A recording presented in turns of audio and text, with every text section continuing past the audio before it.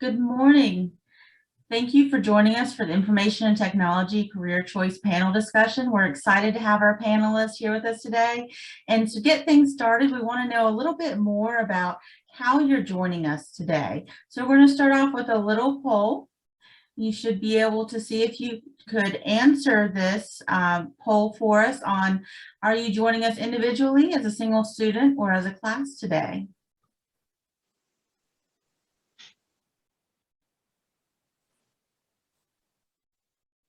I'll give you a few more seconds to respond. It looks like most of y'all are popping in there. All right, it looks like everybody answered. Thank you for that. It shows that 73% of us, or 74% are joining us as an individual, and about 26% of us are joining us as a class. So however you're joining us today, we hope that you'll actively participate in the discussion. You cannot chat with our panelists directly via the chat feature, but you can and are encouraged to submit questions for the panel or for a particular panelist via the question and answer feature. Submit your name or class name with your question and we'll read it along with your submission. And so you may also submit a question anonymously if you wish to do so as well. There'll be a couple polls throughout this, and like the one that we just completed, and then we'll go over the results for those as well. So please reply promptly so that we can record the results of those as well. So without further delay, I'd like to turn things over to the panel's moderator, Mr. Anthony Putorek, and he will be moderating today's session for you. Thank you very much, Dana. I appreciate that. We want to say welcome to everybody. As was mentioned, my name is Anthony Putorek. I work with Microsoft, and it's my pleasure to be back again this year to moderate the information technology panel discussion. And we've got a great group of panelists who are going to share their experiences about their career choices in information technology. I think you're going to find it very informative and very enlightening.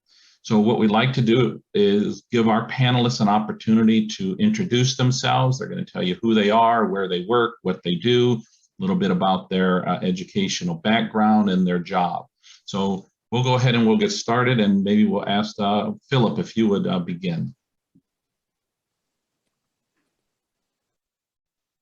Oh, okay, great. Well, good morning, everybody. My name is Phillip Hayes. I work at Noblis here in Danville. If you go to the next slide, please. So I'm a data engineer at Noblis. And so what I usually do for my big picture is I receive data to run queries and algorithms using predictive analytics, machine learning, data mining applications, visualization tools.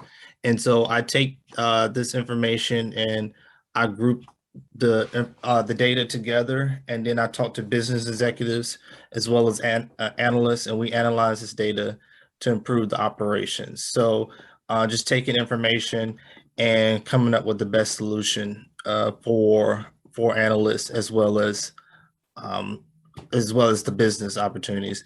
And then, so what my typical day is, I usually have daily scrum meetings. So what that is my group, we always have, we talk about what we're going to do today, what we did yesterday, and if I have any issues or roadblocks that maybe one of my teammates can help me out, or I can help out a teammate with that. Usually I'm assigned weekly tasks to do, and what I do is we try to collaborate to come up with the best solution based on the problem that we have. And then if I have any issues, I can work with my team and we give each other guidance. And then usually my day is just programming. So I'm just programming all day and documenting my work progress. And I've been with Noblis for 9 years. So next slide, please. So this has been I've always worked in this field in technology and computer science. So that's what I've done all my life.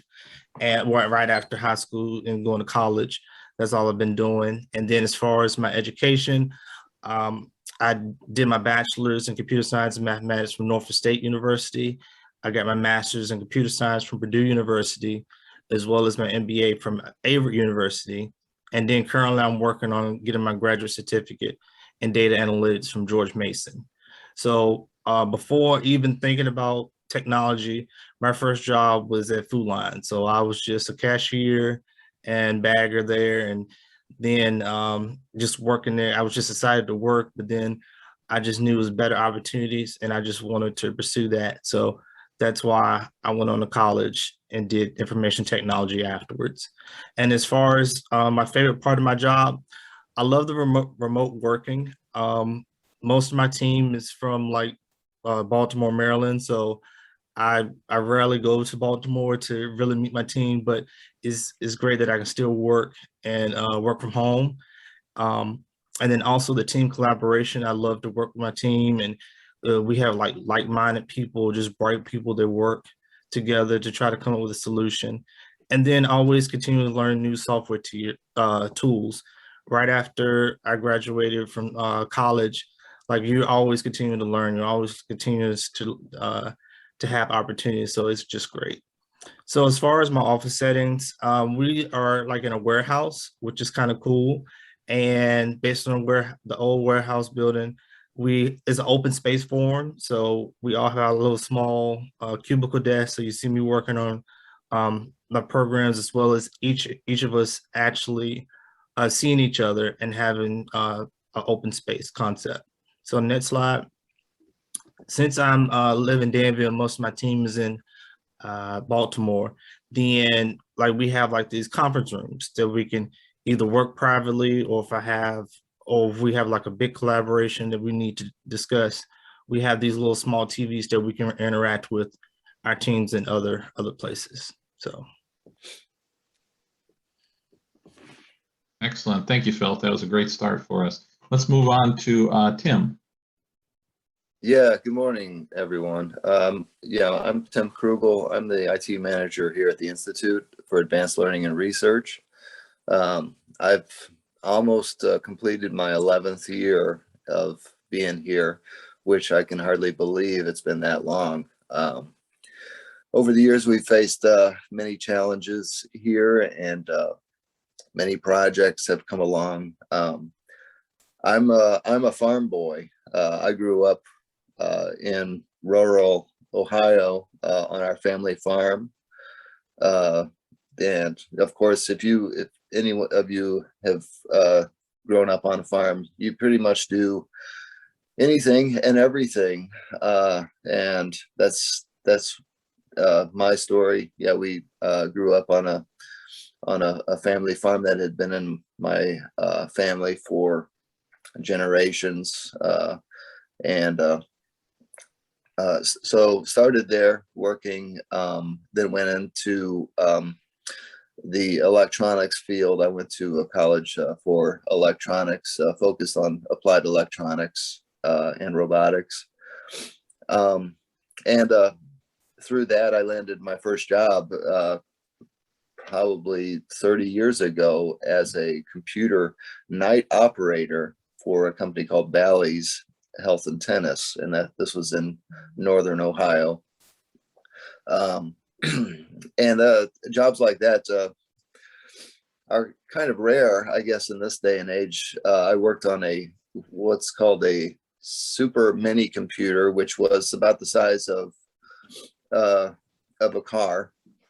And excuse me, I'm dealing with a cold here at home, but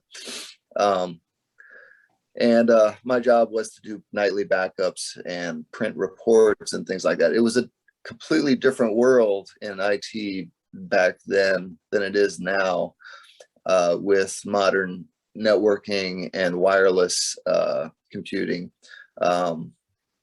It was really weird to look back and think of those times of dealing with, huge platters of hard disk space that you would have to insert into a thing that's the size of a washing machine, and do reel-to-reel backups with round magnetic tape. Those things are unheard of. But through that experience, moving on in my career to other areas, and where I am now, I've learned to build on the things that I've learned in the past. and progressed up through my career to where I am now. My typical day is working, dealing with different challenges and different problems. In a lot of ways, my position here as IT manager at the Institute is atypical, I think, in some ways, in that we deal with a lot of audio-visual aspects, which is not a typical thing for an IT department to do, but we are a conference center as well as many other things at the Institute. So part of my duties is to cover and handle a lot of the audio-visual aspects for conferences, for delivering presentations, for webinars like you're watching now. This is part of what we offer support to and for at the Institute is webinars, a lot more online things happening in this day and age with COVID. So my day-to-day varies greatly between networking challenges, keeping the Wi-Fi working on our campus,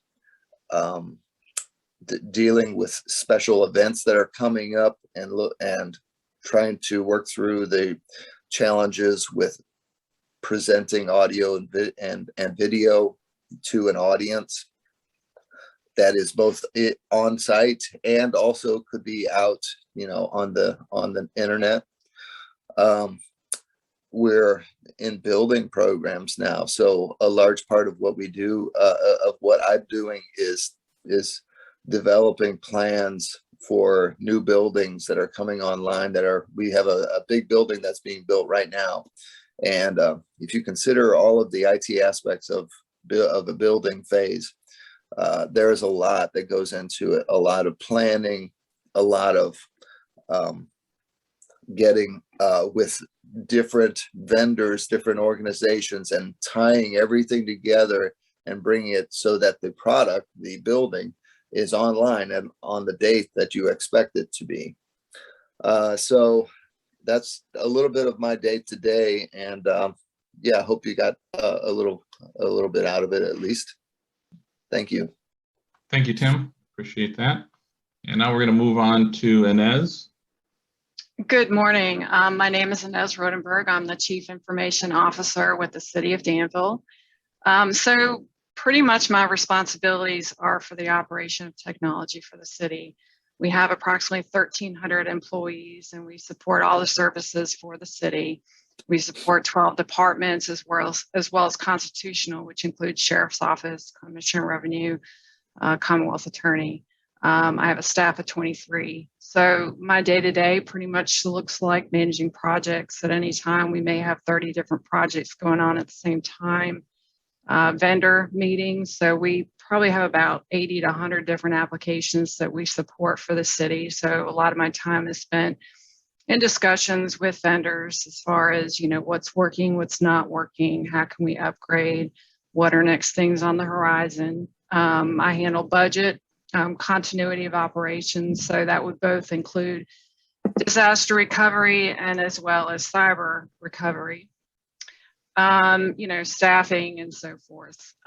My background is a little bit different. So I graduated from Virginia Tech with a bachelor's degree in environmental science and a minor in economics. And then I got an MBA from Avery University. So my career started with planning, specifically focusing on GIS, which is Geographical Information Systems. So if you think of your smartphone and maps. So pretty much all I dealt with was maps and analytics and taking the information from maps and being able to make those decisions as far as urban planning and deciding where things should go. From there, working as a planner with the City of Danville, I moved into GIS coordinator, and then from GIS coordinator over to Chief Information Officer for the city. My very first job, ironically, I worked as a lifeguard during high school. I think probably the things that I like best about my job is I work with a huge diverse group of individuals. You know, we work with 12 different departments that have a lot of interesting things that are going on. So like the police department, working on connecting them with applications out in the field, and that has just become more and more challenging. You know, with the fire department, making sure that they have information available to them when they're on the scene. You know, believe it or not, our public works department with the refuge collection, they now have GPS and AVL set up so they can monitor the trucks when they pick up the trash, and we can route those areas. So I love what I do. It's different every day. You know, I often tell people that we get to play with the new stuff that's coming out. But yeah, so thank you very much. And I'm very happy to be part of this panel today. Thank you very much, Inez. We appreciate that. And let's go to Kelly Shotwell. Good morning. I'm Kelly Shotwell. I'm the director of the IT Academy at the Southern Virginia Higher Education Center in South Boston. My background sounds a little similar to yours, Tim. Starting back with a green screen, mini computer, command, you know, you step up to the display and all you have is a blinking cursor. And you either know what to type in or you don't. I did not start out in IT. When I went to college at University of Virginia, I was under the mistaken impression that if you went to a good school and got good grades, you'd get a good job. So I took an anthropology class that I enjoyed and decided I would major in anthropology, much to my parents' great concern. Got out of college and nobody was interested in hiring an anthropology major who really didn't have any workplace skills. So I remembered that I had taken a programming class in the engineering school at UVA when I was there, and that I had enjoyed it. So I signed up for a 2-year computer programming degree program at community college in Henderson, North Carolina. I lived in North Carolina at the time. And that was my connection to Vance County Schools, a public school system in the state. They needed somebody to take over system operations for, they were called mini computers. They weren't mainframes, but they was before PCs. They were a small version of a mainframe. So that's how I started into my IT career and stayed at that school system for 31 years. And so that took us all the way through, you know, modern networking and the whole deal. Retired from there and started to work at the Higher Ed Center the next day. So I've retired once and still going. Towards the end of my career at the school system, I did a lot of training, adult training, and managed some applications there. So that put me into the training framework, which made me suitable for a position with the IT Academy. To tell you a little bit about the Higher Ed Center in general, we offer a variety of educational opportunities that include college programs and workforce training. So the IT Academy is one of our most popular workforce training programs. In the IT Academy, we do instruction and hands-on training that leads to entry-level positions in IT support. These would be jobs like help desk technician, IT technician, data center tech. Tim, you've hired 2 of our graduates at the Institute, I believe, Sherry and Kevin. And then we teach, so those are the more or less the entry level program that positions a student to go out into the workplace. And embedded in the coursework that we do is instruction and soft skills to give people those very, very important soft skills to make them attractive to employers. And then we also teach more advanced courses for people who want to come back to the IT Academy and ramp up their skills, earn some more certifications to advance their IT careers. So as director of the IT Academy, I think one of my key responsibilities is strategic planning. And this involves a lot of conversations with local employers, because what we want to do at the Higher Ed Center is provide people in Southern Virginia with career skills so that they can go to work here and not have to leave the place that they grew up, the place that they love, to go find a meaningful career. So I talk to the employers in the area. There's a lot of IT. Everywhere you go, there's IT, and somebody's got to support it.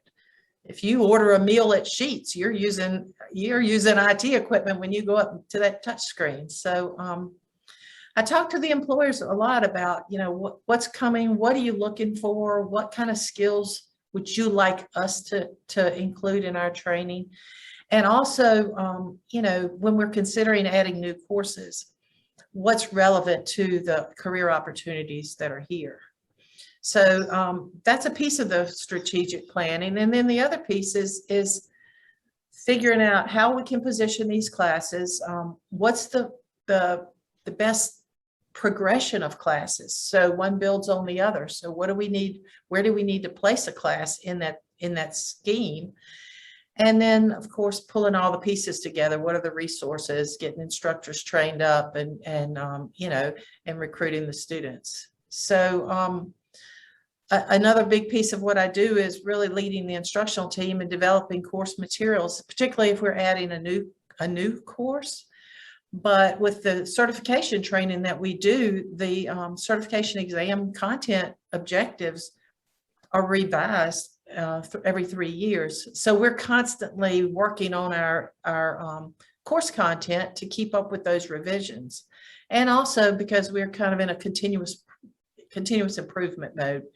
We're always thinking of better things to do, or you know, a way to tweak a hands-on lab to make it more meaningful, or to, you know, to make the students think a little more. So that's a big part of my work.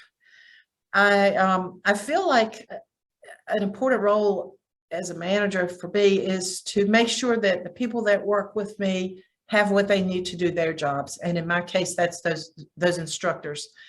So a big thing for me is marketing and recruiting for our programs, making sure that we have the students, that we get them enrolled and get them enthusiastic about an IT career. And then following that would be the administrative details. Not so much fun for me on that little piece, but somebody's got to make sure that our lab is well supplied, that the equipment is refreshed periodically, that you know, the textbooks are ordered and the consumables are replaced and all that stuff. So you know, that's part of my job too. And although I don't teach as much as I did when the staff was smaller and I was one of the key instructors, I do help out with hands-on labs sometime, or if an instructor needs to be out. And that's something that I really do enjoy, is working with the students. And my very favorite part of my job now is having a student email or call me or come by, and they're just so excited to deliver the news that they just landed a job within IT, and they're so excited about this new opportunity. And you know, that's just very, very satisfying, because I know how hard they work. I know how committed they were, and how much desire they had to make a change in their lives, and to see them achieve that is just really exciting for me, and absolutely the most satisfying part of the job. So thanks for inviting me to join the panel. I look forward to the rest of it. Well, thank you, Kelly, and all the rest of the panelists. We appreciate those introductions. Now, you should see a poll popping up on your screen, so please answer the questions on that poll. And as you're doing that, we're going to move on and ask the panelists a few questions. We have some that we've put together already, but questions that you might want to ask that are in the Q&A panel, we will get to those a little bit later in our discussion. But we'd like to ask the panelists first, what's the demand like for your particular occupation in the area? Anyone want to take that one first? Or I can pick someone at random.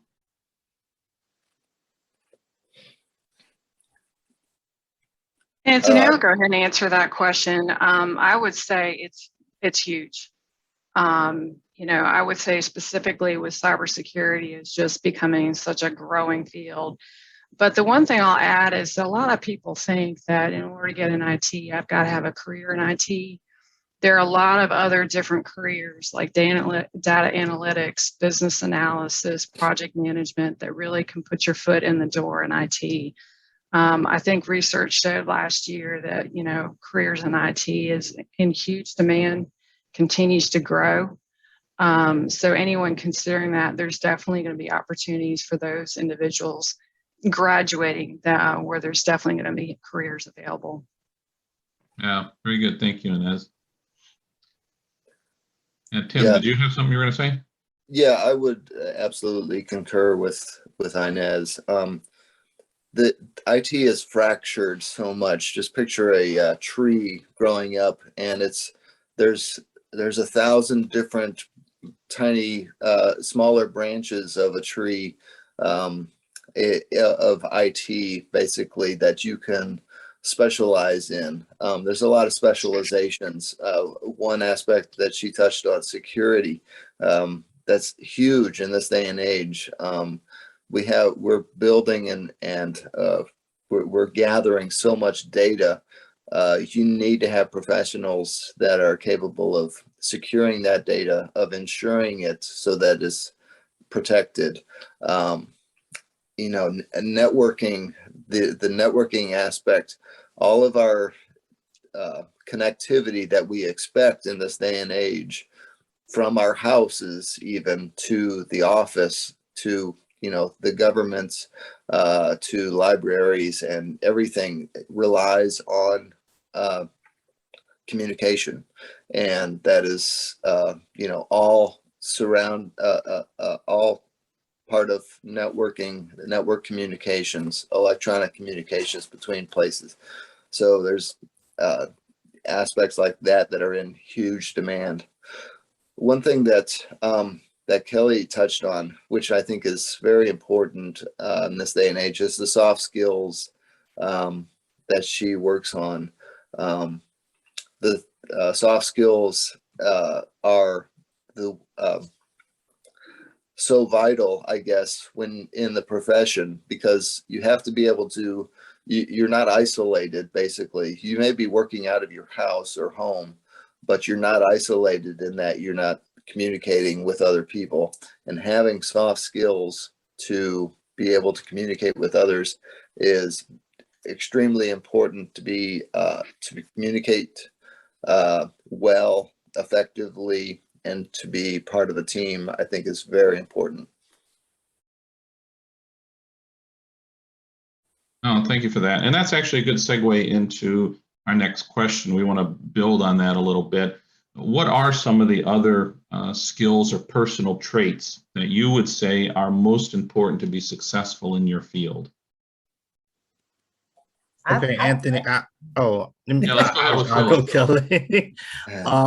I think what I've learned is public speaking. I mean, you may think it's just all about programming and technology courses, but you definitely English is public speaking, how to communicate well, how to let them explain your work, because a lot of people, just because you know how to do it doesn't mean others will know how. So you may think it might be easy, but it is challenging, because when I talk to people about my work and what I do, they be like, what are you talking about? Or, you know, when I tell them how to explain the best way my job, because I know when I first started, I would tell them that we have a big supercomputer, a big crazy supercomputer, and they'd be like, what is that?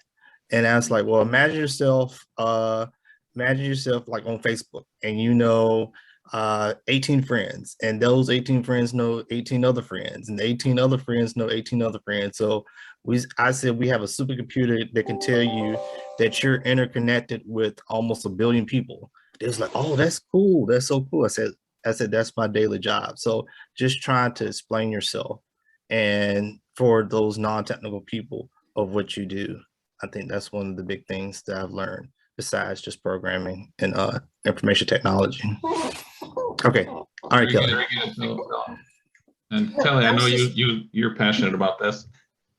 I was just going to say, maybe it would be a good point to explain to the students watching exactly what we mean by soft skills versus hard skills. Hard skills are the technical skills that you have in your job. Like for this panel here, we're talking about understanding networking, or being able to troubleshoot, or you know, installing and updating computers, or that type of thing.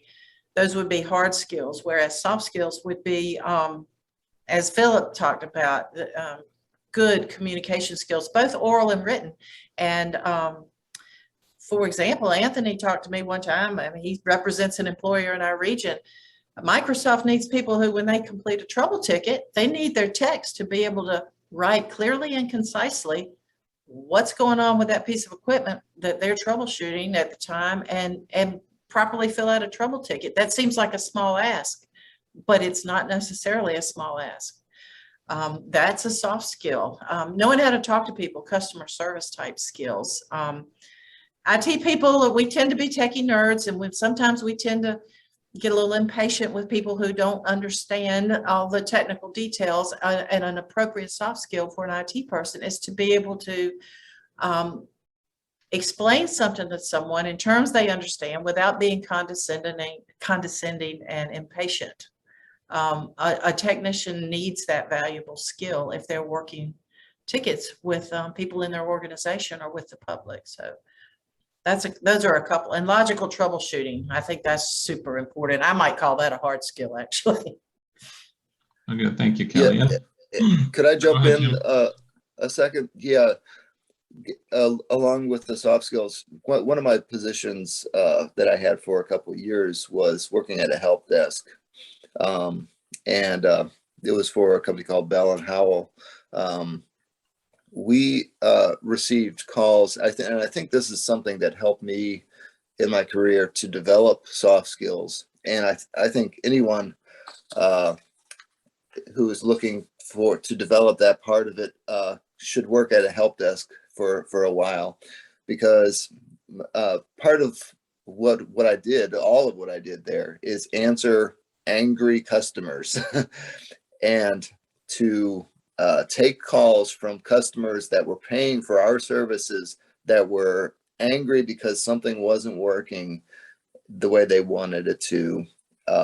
And part of what I developed there was being able to empathize with the customer, being able to turn them around and help them to work out the problem, whatever it was, with the software, with the hardware that they're working in.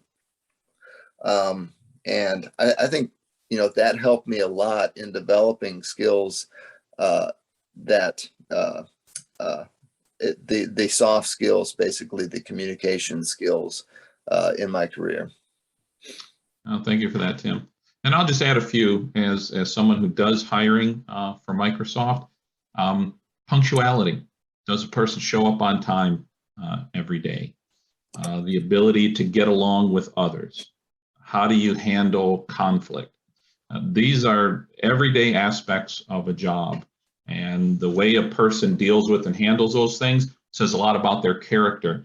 And we can find people that have all kinds of technical skills, but if they don't have those people skills, they're really not that valuable in our organization.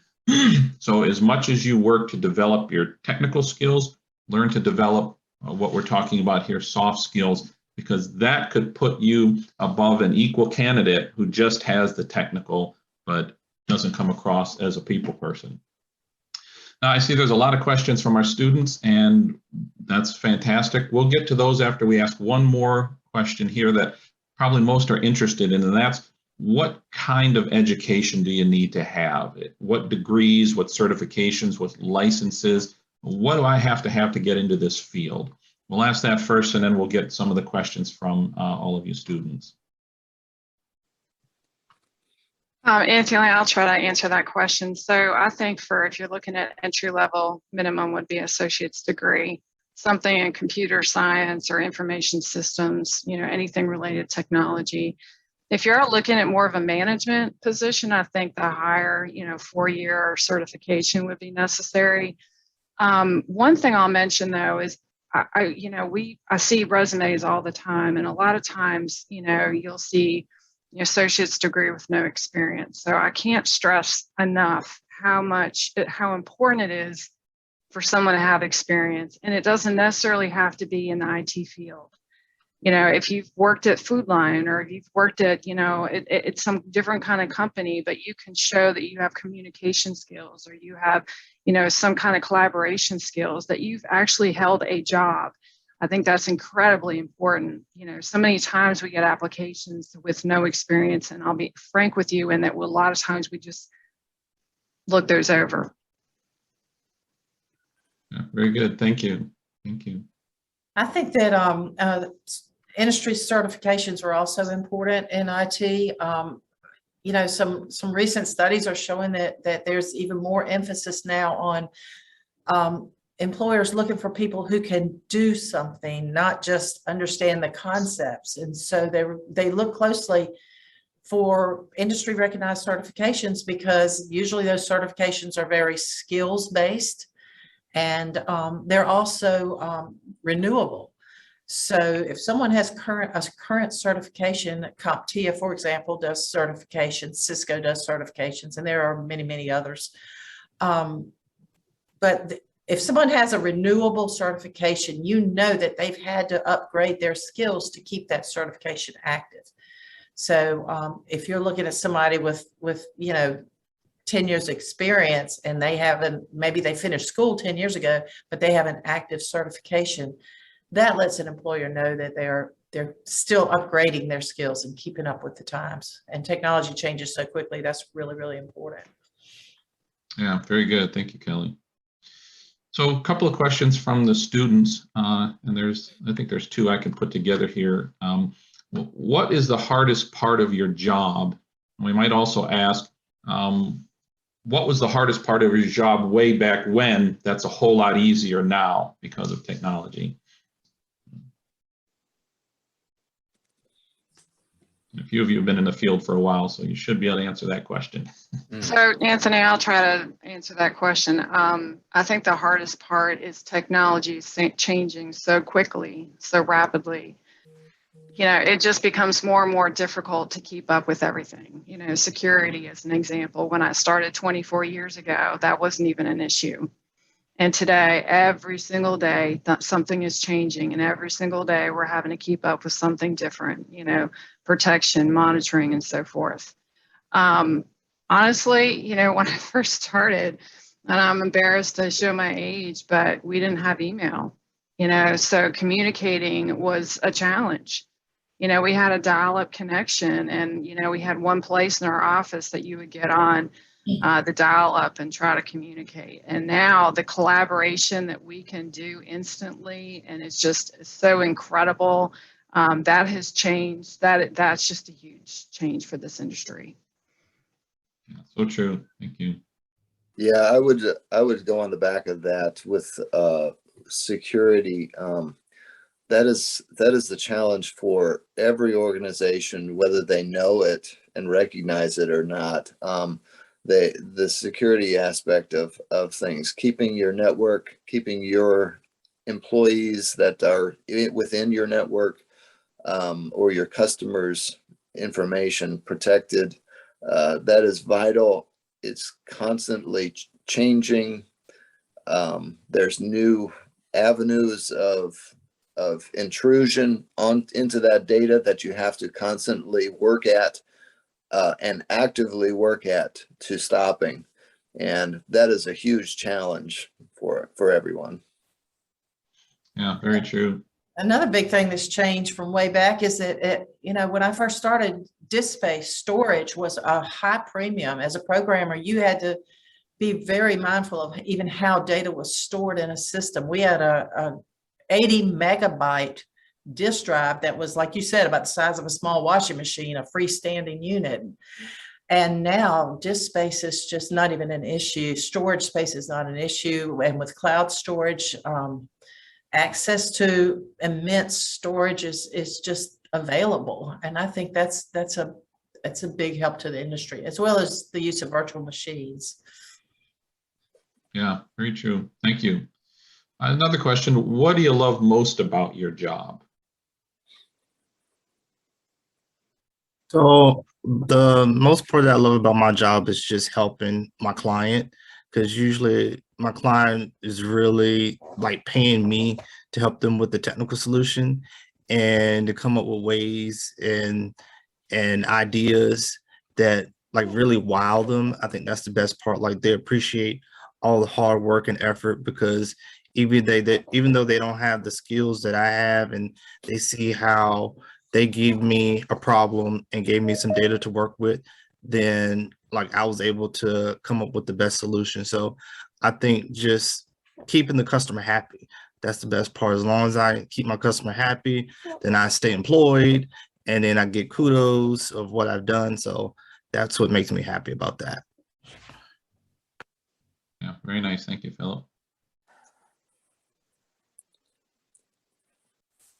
Tim? Yeah, I would also think that I think that dealing with people, with going face to face with individuals, talking, and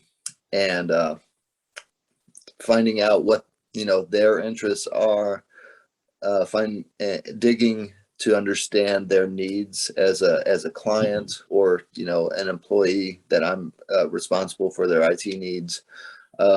I like that aspect. Again, it's day to day.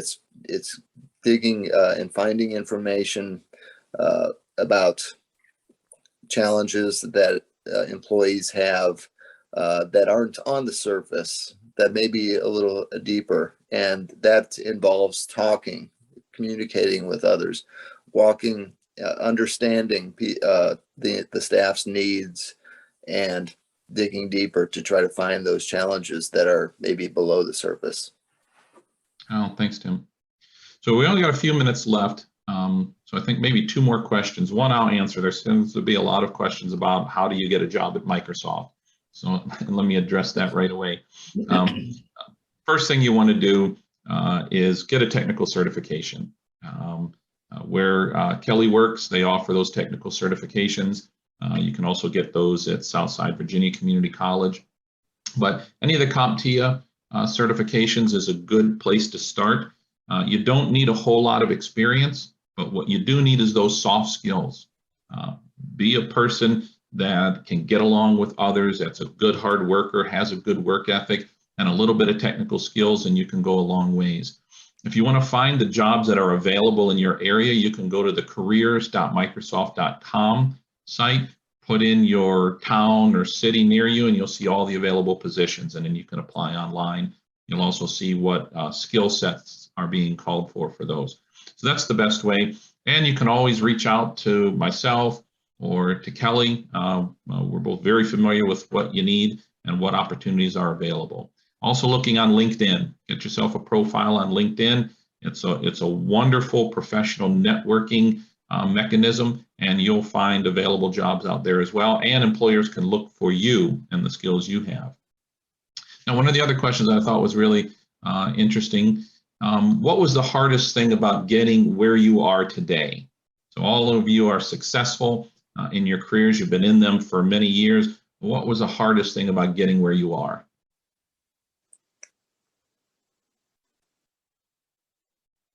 So Anthony, I don't know if it's the hardest thing, but one recommendation is to network. Build your network of people that you know. Get involved, join groups, join organizations. You never know when that some person that you know has a connection somewhere. A lot of times we hire based on who you know, who you've worked with before. So I would just encourage everyone to kind of build their entire network of, people. Find a mentor. Find someone that you can work with who can give you some advice. Yeah, that's great advice, Inez. Thank you. Anyone else want to share? I think one of the most challenging things is like Inez mentioned earlier, everything's changing so quickly. You just really have to work hard to stay abreast of whatever you're responsible for, or whatever your field of interest is. And you have to work at that, and you have to take time with that. And sometimes that's hard because it's time consuming, but it's important. Yeah, very good. Thank you. How are we doing on time, Dana? We are actually out of time. And so I want to thank you all, and students, we hope you are exposed to some new careers and organizations in our region today. You can continue your career exploration through Major Clarity and the Career Choice website and activities. Remember that the more that you engage, the more you earn. The panel counts as an activity towards your career choice year, as do the other panels, the scavenger hunt and the survey, which is coming Thursday. We want to thank our moderator, our panelists, teachers, and sponsors who made today's discussion possible. We couldn't bring career choice to our regional students without you. So we're hoping that we get to see you all, businesses, students, and teachers, back in person next year. We thank you all for actively engaging with our question and answers and with our panelists and our moderator. I'm sorry we weren't able to get to all of your questions, but we appreciate your active participation, and hopefully we were able to answer some of that for you and give you an insight into information and technology. We hope to see you at the other sessions coming up shortly. Thanks, everyone. Thank you, everyone. Thank you.